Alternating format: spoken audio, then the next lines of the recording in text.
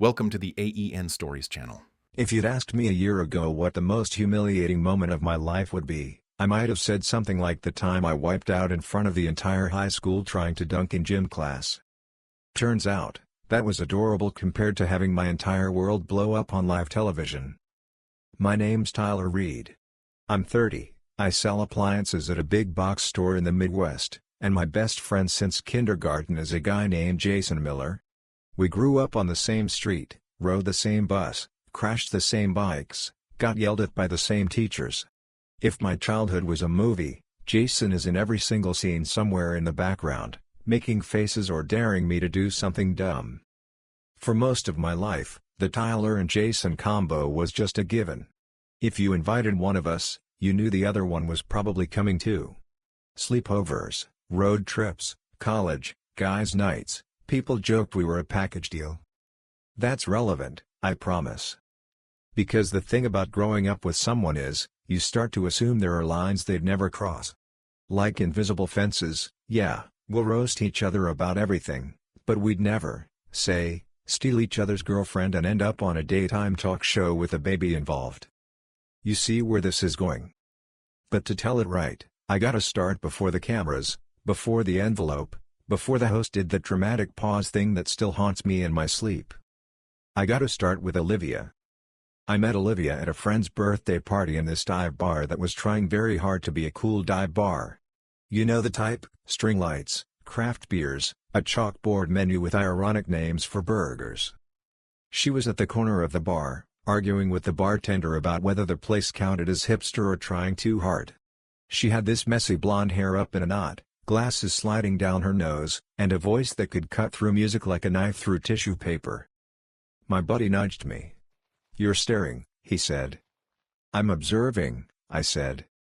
"Go observe over there," he said. "Before Jason does."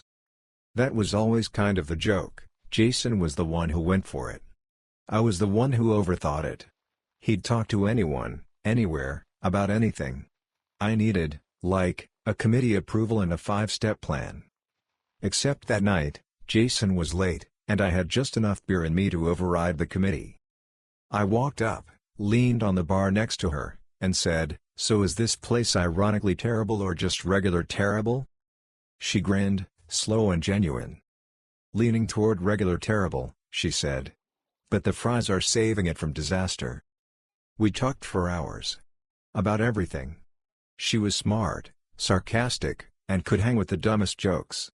She worked in marketing, hated her boss, loved bad reality TV, and had a complicated relationship with brunch.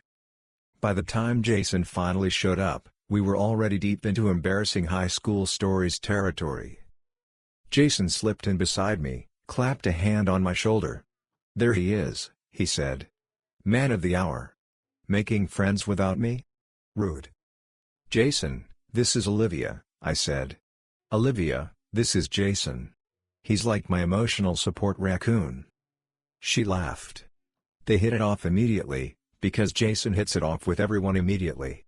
That's his thing. But from the jump, it was clear she was into me. She sat closer to me, asked me more questions, looked at me when she joked. We started dating. Officially. Real dates. Movies, dinners, cheap concerts. She met my mom.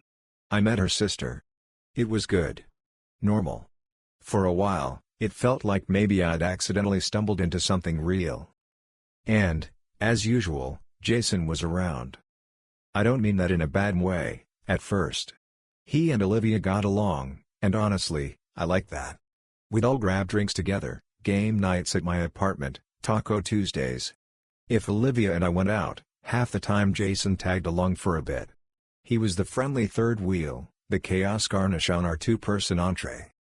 "Does it bother you?" I asked her once, when it felt like he'd been over 3 nights in a row. "What, that your best friend likes hanging out with us?" she said. "No. He's fun. It's like dating you comes with a bonus character in the game." "Glad I come with DLC," I said. She smirked. "Relax. I know he's yours. You two are like a married couple. I'm just the sidekick." She said it like a joke. I laughed like it was a joke. I didn't realize it was the setup. About 10 months into us dating, I noticed things getting a little off. It started small. A weird look between them when they thought I wasn't paying attention. Inside jokes I didn't remember being part of. Jason showing up when I didn't invite him, like he just happened to be in the neighborhood even though he lived 20 minutes away. Once, I walked into my own living room after grabbing pizza from the kitchen and found them sitting closer than felt normal on the couch, shoulders almost touching. They jumped a tiny bit when I came back. Nothing you could point at and say, "That's wrong." Just a vibe. But I'm not naturally suspicious. I'm naturally dumbly trusting. So I told myself I was imagining it. Then one night, Olivia told me she was late. We were on my couch, some forgettable Netflix show playing in the background, when she muted the TV and said, "So I'm a couple weeks late. And my boobs hurt. And I feel like I might die if I don't eat pickles every 5 minutes." My brain took a second. Then another. "You think you're pregnant?" I asked. She shrugged, but it was that tight shrug that says I've already decided I am. "I took one of those cheap tests from the drugstore," she said. "It was positive. But I know those can be wrong. I've got an appointment next week." I sat there, heart pounding. We hadn't been reckless, exactly. But we also weren't exactly prime examples for a sex ed video. Things happen. Condoms break. Timing gets fuzzy. "How far along would it be?" I asked. She did the math in her head. About 8 weeks. Maybe 9. I'd know more after the appointment. I started counting back. My brain pulled up a mental calendar. 2 months ago. Around that time I'd been on that work trip training new hires for almost 3 weeks. I tried to stay calm. "Just so we're clear," I said slowly, "you're sure it's mine?" She frowned. "Of course it's yours. Who else would it be?" I swallowed. "I was out of town," I said. "For most of that month. Remember? Corporate Hell Week?" "There was overlap," she snapped. "You were home that first weekend. We were together." "Once," I said. "Once, 5 days before I left. I'm not saying it's impossible, I'm just—" "You're just accusing me of cheating," she said. Her voice had that edge now. The one I recognized. The one that said I just stepped on a tripwire. "I didn't say that," I said. "I just want to be sure. The math is—" "Oh my God, Tyler," she said. "You're unbelievable. I tell you I might be pregnant with your child, and your first response is to treat me like I'm lying?" "No," I said.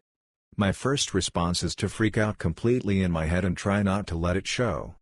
My second response is to ask about the timeline because I'm bad at pretending I'm not doing math." She stood up, eyes flashing. "You know what?" she said. "Forget I said anything. I should have known you couldn't handle this." She grabbed her bag. I reached out. "Liv, wait," I said. "I'm just scared. Can we talk about it like grown-ups?" "Maybe when you start acting like one," she snapped, and slammed the door behind her. I sat there, staring at the closed door, thinking, great. Definitely nailed that whole supportive boyfriend thing. A few days went by. Then a week. She didn't call. I texted. Nothing. I called. Straight to voicemail. I even reached out to her sister, who said, "She's fine. Give her space." "Did she?" I started. "I'm not getting in the middle," her sister said, and that was that. Meanwhile, Jason was weird. He'd been his usual self right up until that conversation with Olivia. After that, he got jumpy. He stopped dropping by unannounced. When I texted him to come over, sometimes he'd take a long time to respond, then say he was busy. When we did hang out, he seemed distracted, like his brain was constantly somewhere else. We were at a bar watching a game one night, and I told him about the pregnancy scare. "She thinks she's 8 or 9 weeks," I said. "But that's right when I was gone, man. I don't know." He went very still. "You think she cheated?" he asked, not looking at me. "I don't know what I think," I said. "I think the timing sucks.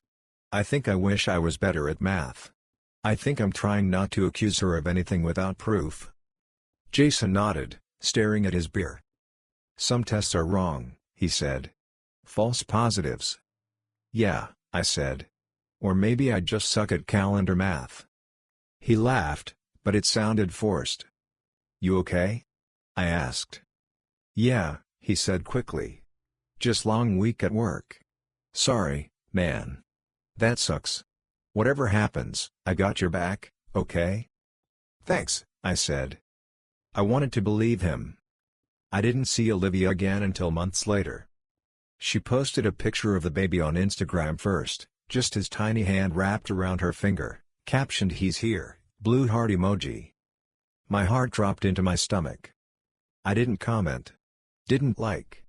I just stared at the photo like it contained some hidden answer. Then, 3 days later, she showed up at my apartment. I opened the door in sweatpants and an old band t-shirt, hair a mess, holding a bag of trash on my way out. She stood there holding a carrier with a very small, very real baby inside. He had a full head of dark hair and a wrinkly little forehead like he was already sick of everyone's nonsense. "This is Noah," she said. No preamble. No hello. "He's 3 days old." I stared. "Can I?" I gestured vaguely. She walked past me into the apartment and set the carrier on the coffee table. The baby squirmed a little, made a noise halfway between a sigh and a complaint. I looked at her. "You had a baby," I said, because my brain was clearly firing on all cylinders. "Yeah," she said. "That's kind of the point." Silence. "Is he okay? Healthy?" I asked. She nodded. "He's perfect." I bent down, looked at his tiny face. It was impossible to tell who he looked like yet. He just looked like every baby I'd ever seen in movies, small, fragile, vaguely old manish. Something in my chest twisted. "Why didn't you tell me anything?" I asked, straightening up. "No updates, no calls. I find out from Instagram you had your kid." "Because you made it very clear you didn't want to be part of this," she said. "I made it clear I had questions about the timeline," I said. "That's not the same as saying lose my number forever." She crossed her arms. "Well, here we are," she said. "Timeline over. Kid out. What do you think now?" "I think I still don't know," I said, and her face tightened. "Tyler," she said, her voice low, "you are the father. You are the one I was with. You don't get to just wiggle out of this because you're scared." "I'm scared and I'm confused," I said. "Those things can happen simultaneously." She took a breath. "I'm tired," she said. "I haven't slept more than 2 hours in a row in 3 days. I didn't come here to argue. I came here to tell you the truth. This is your son." The word hit me somewhere deep. I looked at Noah again. His tiny fists. His chest moving up and down. "I can't just take your word for it," I said quietly. "You know that. Not after everything." Her eyes flashed. "Fine," she snapped. "You want a test? You want to drag this through lawyers and court? Let's do it. I am not scared. I know what happened. You're just going to look worse when it's confirmed." I rubbed my forehead. "I don't want a circus, Liv," I said. "I just want to know." Quietly. Like adults. "Too late," she said. "It's already a circus." I frowned. "What does that mean?" She hesitated, then lifted her chin. "Someone reached out to me," she said. "A producer. From a show." My stomach dropped. "Please tell me you didn't." "It's called Truth Family," she went on, ignoring me. "They do paternity tests, reunions, that kind of thing. I posted about being a single mom and getting no support. They messaged me. Said our story would resonate. They'll pay for the DNA test. It will be public. No more he said, she said." "You want to do a paternity test on TV?" I said. "Are you out of your mind?" "Why not?" she said. "You say you don't trust me? Fine. Trust the science. Trust it in front of everyone." "Because it's humiliating," I said. "Because then our drama is content. Because my mom is going to see this." Your kid is going to see this someday. She paused at that, just for a second. The money's good, she said. Appearance fee. Expenses. And I'm tired of everyone acting like I'm some liar just trying to trap you. This way, it's clear. I sat down. You already said yes, didn't you? I asked. She looked away. They're sending the contracts tomorrow, she said. I laughed once, but there was no humor in it. Of course they are, I said. And you need me to say yes, otherwise there's no show. I need you to face the truth, she said, picking up the carrier. If you're so sure he's not yours, what are you afraid of? She walked to the door. Let me know when you decide whether you're going to be a man about this, she said, and left. The baby made a little noise as she went down the stairs. I stood in my apartment, suddenly very aware of how quiet it was. Jason's reaction to the TV idea was not what I expected.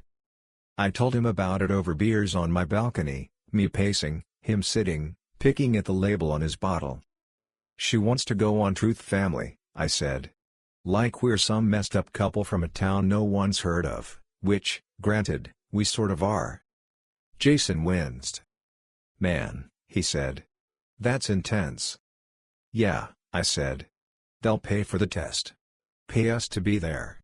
It's like humiliation with benefits. He didn't laugh. What are you going to do? He asked. What can I do? I said. If I say no, I look like I'm hiding something. If I say yes, my worst argument becomes a segment sandwiched between commercials for laundry detergent and car insurance. He was quiet for a long moment. If you're sure you're not the dad, he said slowly, it clears you. Publicly. Right? Yeah, I said. If I'm sure. You aren't? He asked, looking at me quickly. I don't know what I am, I said. That's the whole point. I think the timeline is off. But think and know aren't the same. What if I go on TV and the dude in the suit opens the envelope and goes, "Congratulations, you're the father," and then I get to watch the replay of my soul leaving my body in HD? Jason swallowed. Well, he said hoarsely, at least you'll go viral. I stared at him. Not helping, man, I said. He put his bottle down. Look, he said, whatever you decide, I got your back. If you want me there, I'll be there. If you want me to pretend I don't know you, I'll do that too. I sighed. Thanks, I said. Just tell me straight, do you think she'd cheat? He flinched. He rubbed his face. I don't know her like you do. People do dumb stuff when they're scared. Or mad. Or drunk. I mean, we're not saints. Yeah, but there's dumb and there's life-altering dumb, I said. He nodded, staring past me. Yeah, he murmured. There is. In the end, I said yes. My mom was horrified. You are not going on one of those trash shows, she said, stirring spaghetti sauce like it was the show's fault. Those are for people who throw chairs and don't use coasters. They're paying for the test, Mom, I said. I can't afford a good lawyer, let alone a private lab. And right now, everyone's whispering. At work, at church, at the grocery store. If this shuts it up. It won't, she said. People will just whisper about something else. And they'll have visuals. I know, I said. But I kind of backed myself into this corner. If I avoid the test, it looks bad. If I do it privately, she'll still post whatever version she wants online. This way, at least no one can say it was rigged. She sighed. You're stubborn like your father, she said. He once insisted on fixing the water heater himself. We had no hot water for 3 days. This is kind of like that, I said. Except the water heater is my reputation, and the tools are daytime TV. She smacked my arm with a spoon. Don't joke about this, she said, but her mouth twitched. Jason agreed to come, like he'd said. Moral support, he said. Plus, I've never been on TV. Might as well get it over with now. I didn't think much of that at the time. The show flew us out, put us in a bland hotel, gave us a packet with rules and a schedule. A producer called to prep us for our segment. Just be yourselves, she said. Be honest. Our viewers connect with authenticity. I wanted to ask if their viewers also connected with anxiety-induced sweating, because I was about to be very authentic. The studio was smaller than it looked on TV. From the audience's perspective, it's all lights and a big stage and people clapping on cue. From the side, it's cables and tape marks on the floor and a harried intern pushing a cart of bottled water. Backstage, they separated Olivia and me. She went to one green room, I went to another. A woman with perfect eyeliner dabbed powder on my forehead and told me not to look directly at the cameras. The producer who'd called us earlier came in with a clipboard. "Okay, Tyler," she said, "we're going to start with Olivia's side of the story. You'll be brought out second. The host may ask you some tough questions. Just answer from the heart." "From the heart," I repeated. "Not from the primal scream that's currently living in my chest." She laughed. "You're funny," she said. "Viewers will like you." "Great," I said. "Maybe they'll adopt me after this." She glanced at the door. "And Jason," she said. "He's your friend?" "Yeah," I said. "He's in the audience?" "We're thinking of bringing him on stage later," she said, making a note. "You've been friends since you were kids, right?" "Yeah," I said slowly. "Why?" She smiled that tight producer smile. "Sometimes having another perspective helps," she said. "We'll see how the segment flows." The way she said flows made me nervous. "Just one question," I said. "You took, 3 swabs, right? Me, the baby, Olivia. That's it?" She hesitated. Just a half second. "Yes," she said. "Standard procedure." She was technically not lying. They did take my swab and the baby's and Olivia's. They'd also, as I would later find out, taken Jason's, after asking him some very pointed questions in a pre-interview. At the time, I didn't know that. I just thought my best friend was there to clap or boo on command like everyone else. The floor manager knocked on the door. 2 minutes, Tyler," he said. I took a breath. "Guess we're doing this," I said. From backstage, I could hear the muffled roar of the audience as Olivia went out. The host did his thing. Today on Truth Family, a young mother says the father of her baby is denying him. She says he's running from responsibility. He says he has doubts. Who's telling the truth? We'll find out. They played a pre-taped segment of Olivia holding Noah, talking about being alone, about how hard it is to raise a baby without support. I recognized some of the footage. She'd filmed some of it in her kitchen. Other parts were clearly shot by the show's crew, her at the park, pushing a stroller, looking contemplative. The edit, from what I could tell, did not paint me in a flattering light. When it was my turn, they called my name and the audience's polite applause felt more like they were clapping for an execution. I walked out, heart pounding, and sat in the chair opposite Olivia and the host. The lights were so bright I could barely see the crowd, just a blur of faces. The host, a guy named Trevor with very white teeth, shook my hand. "Tyler, thank you for being here," he said. Not like I had anything else going on, I joked weakly. A few people in the audience chuckled. That helped. "Tyler," he said, "Olivia says you are the father of 3-month-old Noah, and that you've refused to be involved. What do you say to that?" I glanced at Olivia. She looked composed, confident, like she'd practiced her expression in the mirror. "I say I'm not refusing anything," I said. "I just asked for a DNA test before I sign up for an 18-year commitment." The timing was questionable. I was out of town when she says it happened. I'm not calling her a liar. I'm saying, let's know for sure. The audience muttered. Some approving noises, some not. "But if you are the father?" Trevor asked.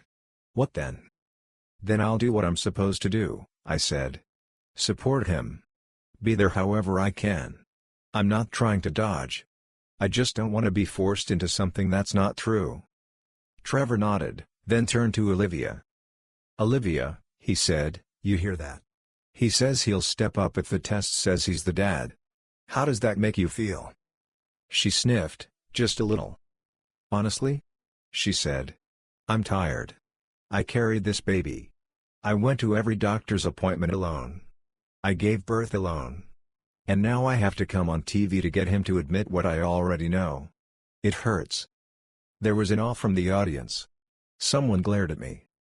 I resisted the urge to sink into my chair. Trevor let the tension linger, then said, "There's someone else we want to talk to. Tyler's best friend, Jason, is here with us today." The crowd clapped as Jason walked out from the side, looking like he wanted to be anywhere else. He sat in a chair slightly to the side, forming a triangle between us. "Jason," Trevor said, "you've known Tyler since you were kids, is that right?" "Yeah," Jason said. "Since we were 5. He knocked me off a swing. We've been friends ever since." Laughter rippled through the room. "And you know Olivia as well," Trevor continued. "Yeah," Jason said. "I introduced them, actually." "You did?" Trevor said. "Interesting." Jason shifted in his seat. "Yeah, at a party," he said. "They hit it off. I was happy for them." "Have you been there for them through this whole situation?" Trevor asked. "I've tried to be," Jason said. "Ty's been stressed. Olivia's been going through a lot. I've just been trying not to make things worse." His leg was bouncing. He never bounced his leg unless he was really keyed up. "Do you think Tyler is the kind of guy who would run from his responsibilities?" Trevor asked. "No," Jason said quickly. "No. He's a good dude. If he's the dad, he'll step up. I don't doubt that." Trevor nodded thoughtfully, like we were pieces in some puzzle he was assembling for maximum drama. After a bit more back and forth, a few audience questions that were basically elegant ways to call me a coward, we finally got to the main event. Trevor turned toward the cameras. "We've heard both sides of this emotional story," he said. "But in the end, opinions don't determine the truth. Science does." He gestured to the side. "Can we bring out the results, please?" A staffer walked out holding a large white envelope like it contained nuclear launch codes. The audience clapped, cheered, hooted.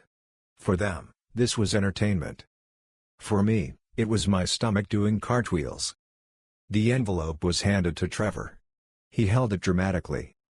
"In this envelope," he said, "are the results of a DNA test that will tell us whether Tyler is the biological father of baby Noah." He looked at me. "Tyler," he said, "how are you feeling?" "Like I'm about to find out if the rest of my life is a sitcom or a horror movie," I said. The audience laughed. I didn't. "Olivia?" he asked. "I'm ready," she said, voice firm. "I already know." Trevor nodded. He opened the envelope. The sound of the paper ripping felt like it echoed. The studio went quiet. Even the guy who'd been heckling me from the third row shut up. Time slowed. Cliché, but true. Trevor unfolded the paper inside. He stared at it for a long, theatrical second. I could hear my own heartbeat. Finally, he looked up at me. "When it comes to 3-month-old Noah," he said, "Tyler." He paused again, because of course he did. "You are not the father." The room exploded. Half the audience gasped. The other half cheered like their team had just scored. Somewhere, someone yelled, "I knew it." Olivia went pale. "What? No, that's not possible," she stammered. "Run it again. There's a mistake." Trevor shook his head. "These tests are extremely accurate," he said. "We triple-checked." I let out a breath I hadn't realized I was holding. My whole body felt weird, light and heavy at the same time. Not gleeful. Just relieved. "I told you," I said softly. Not to gloat. Just because the words were there. Olivia's eyes were wild now, scanning the room for something to blame. "This isn't right," she said. "I know who I slept with. He's the only one." Trevor tilted his head. "Is he?" he asked gently. She frowned. "What are you implying?" she snapped. Trevor folded the paper back into the envelope, then set it down on the table between us. "We actually did something a little different with this case," he said, turning to the camera. "Because during our pre-interviews, Some details came up that made our team curious. My stomach sank for the second time that day. He turned to Jason. "Jason," he said, "you and Tyler are very close." Jason's face was already draining of color. "Yeah," he said quietly. "You've been there through all of this," Trevor went on. "And when our producer spoke with you, you mentioned that you and Olivia had spent some time together while Tyler was out of town." It felt like the air got sucked out of the room. I turned slowly to look at Jason. "What?" I said. His leg was bouncing so hard now the whole chair shook. "It was nothing," he said quickly. "We were just hanging out." We were just. Trevor held up a hand. "Jason," he said, "I want to remind you that before we did the test, you consented to a DNA swab as well, just to rule out any possibilities." The audience murmured, louder now. This was better than anything they'd hoped for. Messy. Ugly. Real. My head was spinning. "You took his DNA too?" I said. "When? How? Why?" "In a separate pre-interview," Trevor said. "Standard confidentiality. We didn't want to complicate things until we had results." He picked up the paper again. "In addition to testing whether Tyler is Noah's father," he said, "we also tested Jason." Jason was shaking his head now, eyes wide. "Don't," he said. "Man, don't do this. Not like this." Trevor looked straight at him. "And those results," he said slowly, "show that while Tyler is not the father." He glanced at the page. "Jason is recognized as the probable biological father of Noah." The room went insane. If the previous reaction had been big, this was nuclear. People screamed. Someone yelled, "Oh my God!" Others booed. The audience rose to their feet like they couldn't stay seated for this. Olivia's mouth literally dropped open. "You," she sputtered, pointing at Jason, "you told me, you said." Jason stood up so fast his chair tipped over backward. "I need to go," he said, voice high and panicked. "I need to, I can't." He turned and bolted, heading toward the side of the stage. Cameras pivoted, catching him as he tried to run, staffers half reaching to stop him and then realizing that, actually, this was gold. One camera followed him right up to the curtain as he shoved it aside and disappeared backstage. The control room, wherever it was probably having the best day of their lives. On stage, I sat frozen. My best friend. My basically brother. The guy who once took a punch for me in 7th grade. The one who said he had my back. Probable father. Olivia rounded on me, eyes wild. "You set this up," she said. "You knew." I stared at her. "You're kidding, right?" I said. "I find out at the same time as you that my best friend and my girlfriend hooked up while I was out of town, and you think I plotted this?" She blinked, as if that logic had short-circuited her brain. The host tried to regain control, talking about emotions running high and everyone needs to take a breath, but it was like trying to put out a house fire with a solo cup. I sat there in the middle of the chaos, the weird comm center. Relief, because I wasn't the father. Rage, because my friend had lied. Confusion, because what even was my life now? Somewhere in the back of my mind, a small voice said, "This is going to make one hell of a story someday." After they cut to commercial, things got messier. Producers swarmed. Someone tried to shepherd Olivia to a side room. Another chased after Jason. A third asked if I was okay. "No," I said. "But I'm not bleeding, so that's something." They wanted to film follow-up interviews. Raw reactions, they called it. I was too shell-shocked to put up a fight.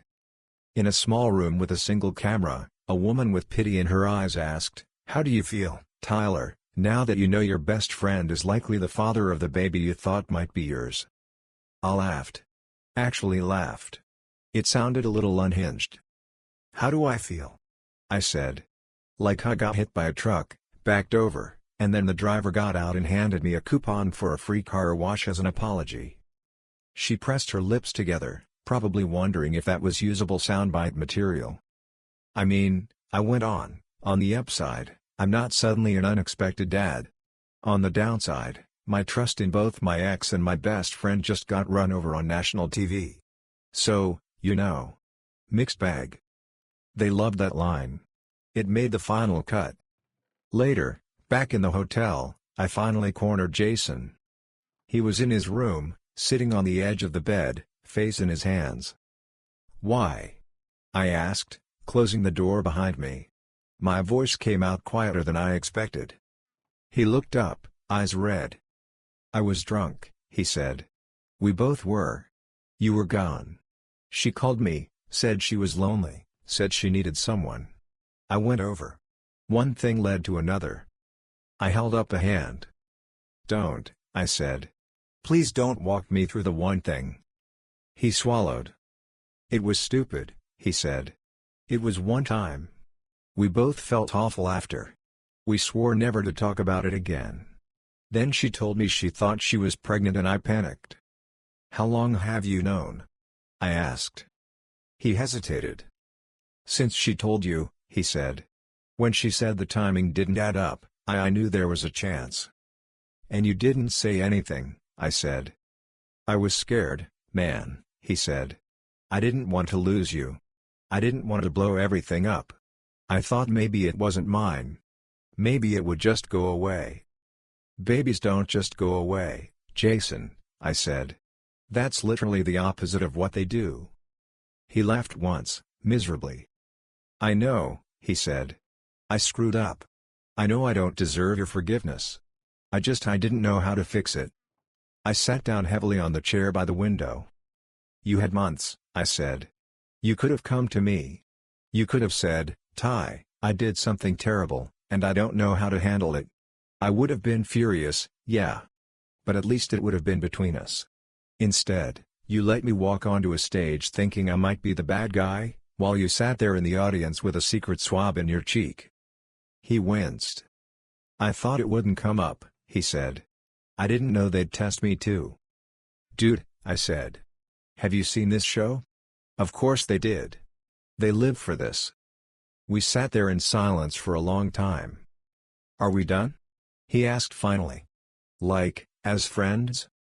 I stared at the pattern on the hotel carpet. "I don't know," I said. "Right now, I can't even process all the ways I'm mad. At you. At her. At myself for not seeing it. Maybe one day we'll figure out what we are. But it's not what we were." He nodded, tears in his eyes. "I'm sorry," he said. "I know," I said. "I just wish that mattered more than it does." Back home, the episode aired a month later. Some people recognized me. Some didn't. Most of my friends did, because they'd gotten a group text from my buddy Nate that said, "Ty is on TV and you are not prepared." I braced for impact. At work, the first morning after it aired, my coworker Ben walked in, looked at me, and just said, "Dude?" "Yeah," I said. "Dude." Customers occasionally did double takes. "Hey," one guy said, squinting at me as I explained the difference between two washing machines. "You're that guy from that show, right? With the baby and the brother?" "Best friend," I corrected automatically. Right," he said. "Man, that was wild. Sorry, dude." "Thanks," I said. "This one has a delayed start feature and a sanitizing cycle." At the grocery store, an older woman I vaguely recognized from church patted my arm. "Glad it wasn't you, honey," she said. "But what a mess." "Men," she added, shaking her head, which I thought was unfairly broad, but whatever. Olivia kept things mostly offline after that. No more deadbeat dad posts. I think the reality of having her own choices thrown back at her on national TV sobered her up. Literally and figuratively. Last I heard, she and Jason were doing some kind of co-parenting arrangement. I don't know the details. Not my circus. Not my monkeys. Not my baby. Therapists would probably say I should process more. Feel my feelings. Work through the betrayal. Maybe someday I will. Right now, honestly, I'm mostly just relieved I'm not trying to figure out diapers and child support with someone who thought blindsiding me on TV was a good relationship move. And yeah, I can kind of laugh about it now. Not in a ha-ha, trauma is hilarious way. More in a did that really happen? way. Like my life took a detour into an episode of trash TV and then dropped me back off at the appliance aisle. Sometimes, when customers start arguing with each other over which brand of fridge is better, I look at them and think, at least you're not doing this in front of a live studio audience. People ask me, would you do it again? Meaning the show. The answer is complicated. On one hand, it was humiliating. On the other, it got me the truth fast, on paper, undeniable. It ripped the band-aid off in the messiest, loudest way possible. I don't recommend it. But I also can't deny this, there's a weird freedom in having your worst moment be that public. After that, regular embarrassment doesn't hit as hard. Trip on the sidewalk? At least it's not a paternity reveal. Spill coffee on your shirt? At least millions of strangers aren't watching your trust in your best friend evaporate in real time. So yeah. 2 best friends. 1 girlfriend. 1 baby. 1 envelope. He was not the father. The other one probably was. And me? I'm just the guy who survived it. And who, someday, will get to tell his grandkids, you think your drama is bad. Let me tell you about the time your grandpa found out on live TV that his best friend couldn't be trusted around his girlfriend. By then, hopefully, I'll be able to laugh about it without that little twist in my gut. I'm already halfway there. Thank you for listening my story. If you want more raw, real, and gripping stories like this one, subscribe to the AEN Stories channel. Your support keeps these stories alive.